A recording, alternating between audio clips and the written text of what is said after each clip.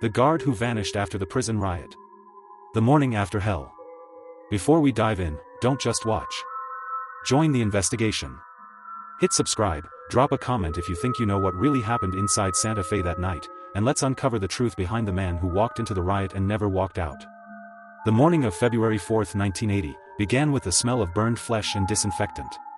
The New Mexico State Penitentiary was silent, eerily so. The kind of silence that doesn't mean peace, but exhaustion, after violence. The riot had lasted 36 hours. Inside, every wall dripped with soot and blood. When the tactical teams finally stormed through the charred gates, they expected resistance. What they found was worse. Inmates, some burned beyond recognition, lay in hallways. The floors were slick with water from the fire hoses and stained with things no one wanted to identify. Windows were shattered, cell doors torn from hinges, and makeshift weapons littered the ground, sharpened broom handles, metal rods, broken bottles. The chaos had ended, but the fear had not. And amid all that destruction, a single question echoed in the command tent outside the prison walls. "Where's Officer Daniel Madsen?" At first, nobody panicked. Madsen, 34, had worked the night shift in Dorm E. He'd been on duty when the riot broke out. Records placed him near the control center when the inmates overran the lower tiers. Other guards were found, some alive, some dead, but Madsen wasn't among them. The warden, Frank Klein, assumed he was taken hostage. Many were. But by sunrise, when the hostages began to emerge, bruised and bloodied, none of them mentioned his name. That was when the unease began to crawl in. Detective Laura Creighton, with the Santa Fe County Sheriff's Department, was one of the first investigators allowed inside after the National Guard regained control. She was young but sharp, with a reputation for catching details others missed. When she stepped into the administrative wing, her boots crunched on shattered glass.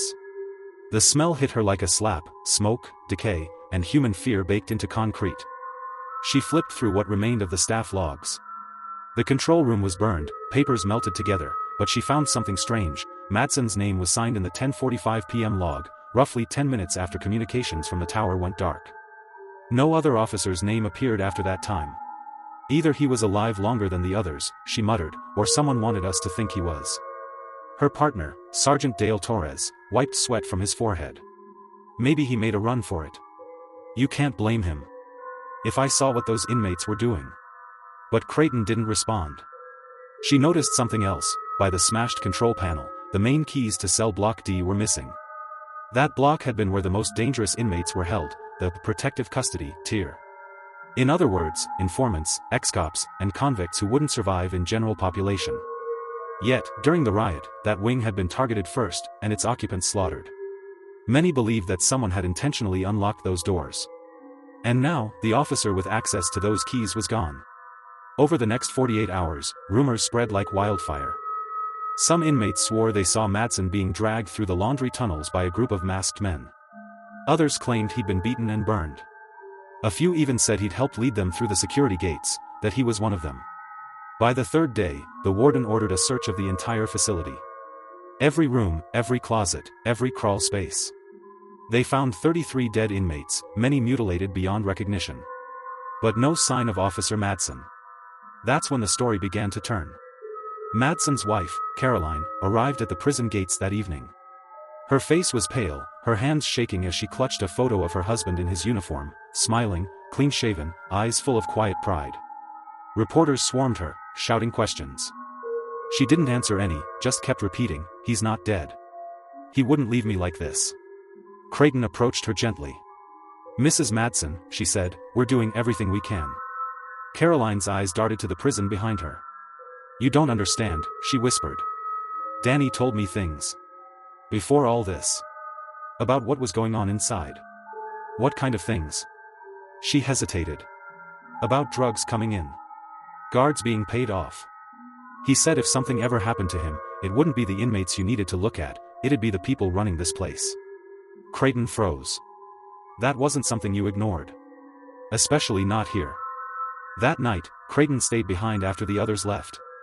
She walked the empty tiers with only her flashlight and the sound of dripping water for company. The deeper she went, the more the walls seemed to close in. In one of the burned-out offices, she noticed a locker with Madsen's nameplate barely hanging on. It was half-melted, but when she pried it open, something fell out, an envelope sealed in plastic. Inside were photocopies of internal reports, incident logs from weeks before the riot. Disciplinary records, contraband seizures, staff infractions. But there was one page that stopped her cold. It listed 6 names under the heading Officers under Internal Investigation. 4 were already dead from the riot. The 5th was in the hospital. The 6th was Daniel Madsen. The next morning, Creighton called the warden into the makeshift command tent. Why was Madsen under investigation, she asked. Klein's jaw tightened. That's classified. Not anymore. He's missing. Klein leaned forward. You want the truth, detective? He was dirty. We had reports he was smuggling amphetamines in through the kitchen staff. We were close to pulling him off rotation. And you didn't think that was relevant when your man goes missing during a riot? I thought maybe karma caught up to him. Creighton didn't buy it. The warden's tone was too sharp, too rehearsed. Something about the whole operation stank. And if Madsen really was under investigation, someone in administration had known the riot was coming, and let it happen. 3 days later, a maintenance worker cleaning the prison yard found something half buried near the perimeter fence, a torn piece of uniform fabric, darkened with dried blood. Stitched near the hem was the name Madsen, D. Tests confirmed the blood was human. But the piece looked deliberately cut, not torn. As if someone wanted it to be found. The FBI was called in. Excavation crews dug up a 20-foot section of the yard. They found bones, but they belonged to inmates. No officer. No trace of Madsen. Just whispers from men who'd survived, saying the same thing over and over. He made a deal. He walked out. By the end of that week, the official report listed Madsen as presumed deceased. No funeral, no grave, no answers. But Creighton couldn't let it go. Because buried in those reports she'd found was one more document, an unfiled memo dated the morning before the riot. It read, "Shift change for Officer Madsen reassigned, effective immediately." Only, the signature wasn't the warden's. It was from the Deputy Director of Corrections, a man who hadn't set foot inside the prison in over a year. Creighton stared at the name, then at the date. Something about the timing didn't add up. That memo was filed after the riot had already begun. So who wrote it? And more importantly, why? She folded the paper slowly, her pulse quickening. Whatever had happened to Madsen wasn't random. Someone wanted him erased, both from the prison and from history. And that night, as she locked her office door, she found a note slipped under it. It was written in shaky handwriting. No signature. Just 6 words. He's not dead. He's one of them. The tunnel beneath cell block D. Detective Laura Creighton couldn't shake the note. 6 words. 6 words that carried a weight she'd never felt before. He's not dead. He's one of them. The phrase repeated in her mind like a mantra, or a warning. Whoever left it knew something, and they wanted her to find it. But find what, exactly? The next morning, she returned to the prison with Sergeant Dale Torres. The facility had been partially secured for investigators, though many areas were still burned and off-limits. Their eyes immediately went to cell block D, the site of the deadliest violence during the riot. The walls were scorched black, and the metal bars bent as though hammered by rage itself. But as they circled the perimeter, a small detail caught Creighton's eye, a manhole cover near the south corner, partially concealed by a pile of broken bricks. "Have we ever checked that?" she asked Torres. "Nope," he admitted. "Yard crews said it was old drainage. Nothing ever came of it." Creighton knelt and wiped away the dirt. The metal was cold, rusted, but freshly scratched around the edges. Someone had been here recently. Her pulse quickened. This could be the clue she had been waiting for. With the warden's reluctant permission, Creighton pried the cover loose. Beneath it, a dark tunnel stretched out, just wide enough for a person to crawl. The walls smelled of damp earth and rot, and every inch was smeared with grime. Flashlights in hand, they descended, the metal ladder groaning under their weight. The tunnel stretched for nearly 100 feet, curving beneath the prison's foundations. Creighton noticed scuff marks, boots, or perhaps hands dragging something, or someone, through the dirt. It was the first tangible trace that Officer Madsen had not perished in the chaos above ground. The further they went, the more unsettling it became. Small scraps of paper, charred and blackened, were tucked into the tunnel walls. Some were personal letters from inmates, others were fragments of Madsen's own handwriting. One note, barely legible, read, "They know. I can't trust anyone. Only the tunnel." Torres stopped mid-step. This isn't normal. Who builds a tunnel like this under a maximum security prison? Creighton didn't answer. She was scanning the walls, counting marks, trying to map the route.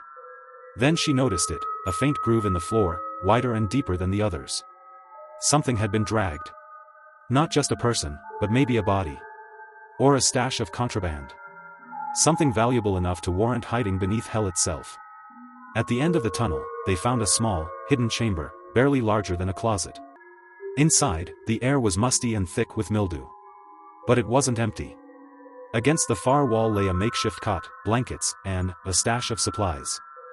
Food tins, bottled water, a flashlight, and a half-empty notebook. The notebook's pages were filled with meticulous entries, observations, timings, and names. Creighton's hands trembled as she opened it. The first entry was dated a week before the riot.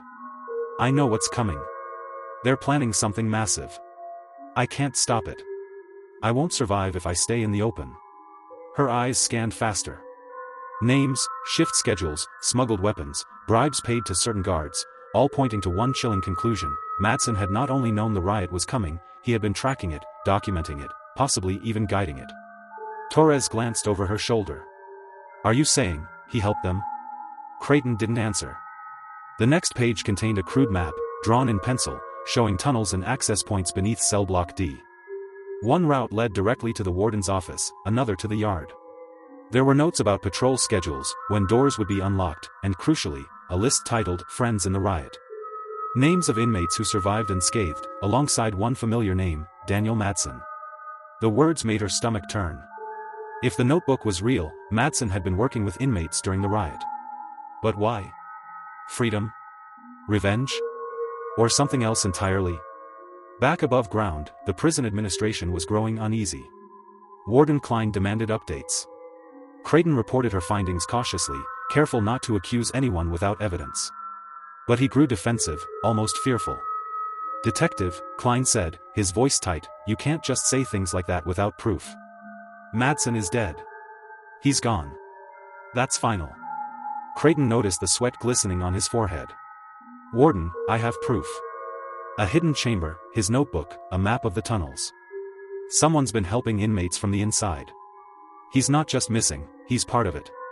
Klein's eyes narrowed. "You don't understand what you're digging into. That man had secrets you can't even imagine. If he's alive, you're playing a dangerous game." By mid-afternoon, Creighton and Torres returned to the tunnel. They had brought crime scene tape, cameras, and evidence bags. The chamber had been sealed by maintenance in a temporary cover-up.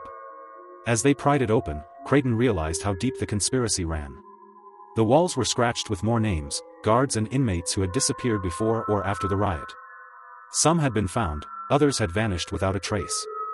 Then they found it, a hollowed-out section beneath the floorboards. Inside, carefully wrapped, was a bundle of uniforms, Madsen's, along with those of several other officers. Most were scorched or slashed. But one uniform was pristine. A name tag stitched clearly, D. Madsen. Creighton's breath caught. Whoever had left it here wanted her to find it. But why? Was it a taunt? A clue? Or a warning? Suddenly, a faint sound echoed through the tunnel, footsteps. Slow, deliberate. They weren't alone. "Police!" Torres called out, flashlight scanning the darkness. The sound stopped. Silence. Then a whisper, barely audible. "You shouldn't be here." A shadow moved across the wall, fleeting. Creighton instinctively reached for her gun, but the figure vanished down the side tunnel they hadn't yet explored. They chased, but the tunnel twisted unpredictably. Every turn led to another dead end or blocked passage. And then, at the farthest point, they found a metal grate, freshly cut. Beyond it lay a slope leading upward, to freedom. Creighton stared. The tunnel opened outside the prison walls, away from the yard, away from surveillance cameras. Someone had escaped through it. Someone who knew the riot inside and the layout of the prison better than anyone should have. The first thought that crossed her mind was chilling: Madsen. Days passed, and investigations expanded. Creighton tried to trace every possible contact, every inmate who had survived the riot, and every guard who had disappeared. Most led nowhere. But one name kept surfacing: Victor Reyes, a long-term inmate with connections to smuggling operations and a reputation for manipulating prison staff. Witnesses claimed he had been in constant contact with Madsen in the weeks before the riot. A tip from an anonymous caller added another layer. Madsen isn't dead, the voice said. He left, but not alone. He had help from people in high places. The tunnels were just the beginning. Creighton's gut told her this wasn't just about a rogue officer or a violent riot anymore. This was a conspiracy, one that reached into the very heart of the prison system. And then came the final, unthinkable discovery, a security tape from an old maintenance closet. The footage, grainy and damaged, showed a man in uniform walking confidently through the yard during the height of the riot. His face was obscured by smoke and chaos, but the name tag on his chest glinted in the dim light, Madsen. He wasn't fleeing. He wasn't a victim. He was orchestrating. That night, as Creighton pored over the notebook and maps, her phone rang. It was the anonymous caller again. Stop looking. He's watching. And if you go further. The line went dead. Creighton leaned back, heart racing. If Madsen was alive, if he had allies in both prison and administration, then everything she thought she knew about the riot, and the deaths that followed, was a lie. And somewhere out there, the guard who vanished wasn't just surviving. He was waiting. The man who controlled the riot. Detective Laura Creighton sat in her office, surrounded by maps, torn notebook pages, and dozens of surveillance stills. Each image, each line of handwriting, each scribbled note from Madsen's hidden journal pointed to one conclusion: he had not only survived the riot, he had orchestrated parts of it. The question that clawed at her mind was why. She thought about Caroline Madsen's words. He said if something ever happened to him, it wouldn't be the inmates you needed to look at, it'd be the people running this place. For weeks, Creighton had dismissed it as a grieving wife's intuition. Now, she realized Caroline had known something crucial. Madsen had been playing a game where both sides, prisoners and administration, were pawns. Her first lead came from Victor Reyes. Reyes had been released from solitary just 2 days before the riot and was notorious for manipulating guards for favors, drugs, and protection. Creighton visited him in a secure facility. Reyes smiled when he saw her. "Detective," he said, voice smooth, "you're poking around in places that will get you hurt." "Madsen? He's not who you think he is." "What do you mean?" Creighton asked. Reyes leaned back. "He made deals. He promised inmates freedom, promised guards silence. He walked the chaos like a conductor leading an orchestra. And when it was over, he walked out. Not dead, not missing. Gone." Creighton felt a chill.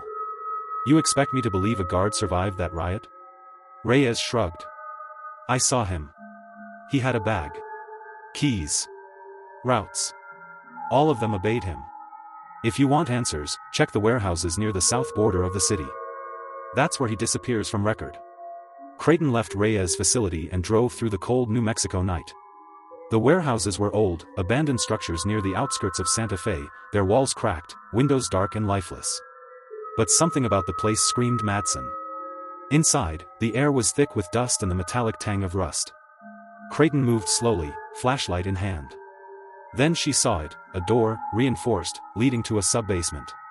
She kicked it lightly. Locked. The hinges groaned, but she forced it open, gun raised. The room was vast, filled with crates, boxes, and uniforms. Prison uniforms, some burned, some pristine. And at the far end, a single figure crouched over a desk, sorting papers. His back was to her.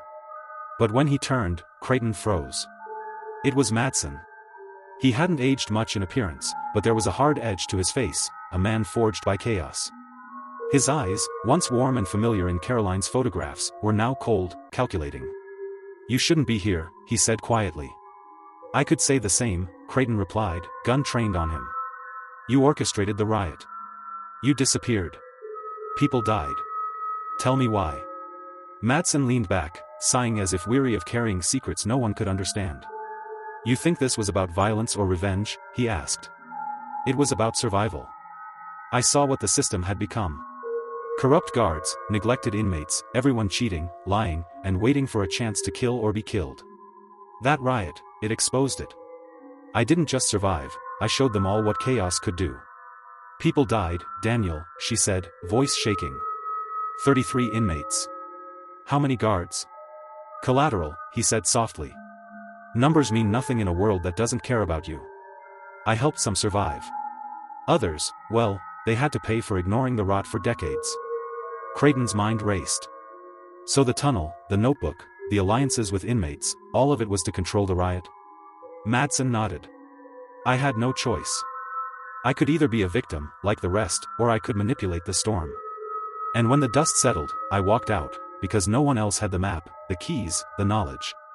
Creighton lowered her gun slightly, fighting a mix of relief and horror. You could have turned yourself in, she said. I would have been killed, he replied. Or worse, erased. Some things they didn't want anyone to know. I exposed corruption, yes, but I also protected myself. And now, he gestured around the warehouse. This is my freedom. From a system that never protected me or anyone else. You're a fugitive, she said. I'm a survivor, he corrected. And if I wanted, I could disappear again. But there are things you'll never understand. Before she could respond, Madsen reached under the desk and pressed a small button.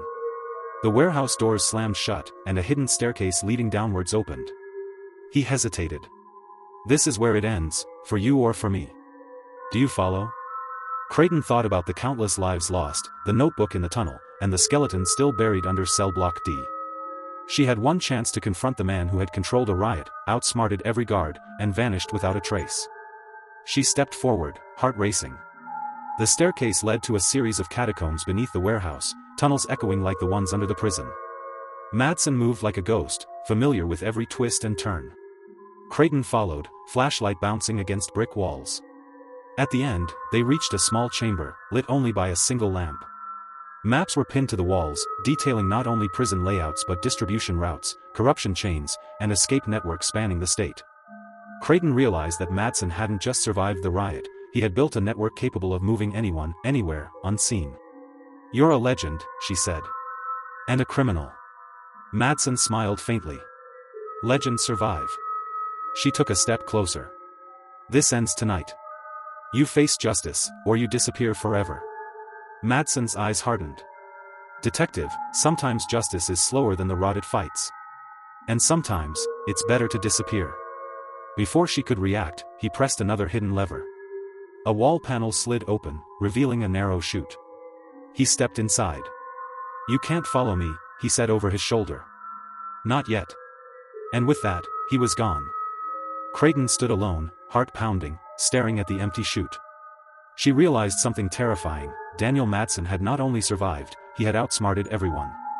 The riot, the missing bodies, the tunnels, it had all been part of a plan only he could execute. And now, he was out there, somewhere, untouchable, and watching. Weeks later, authorities would close the case, listing Madsen as presumed dead.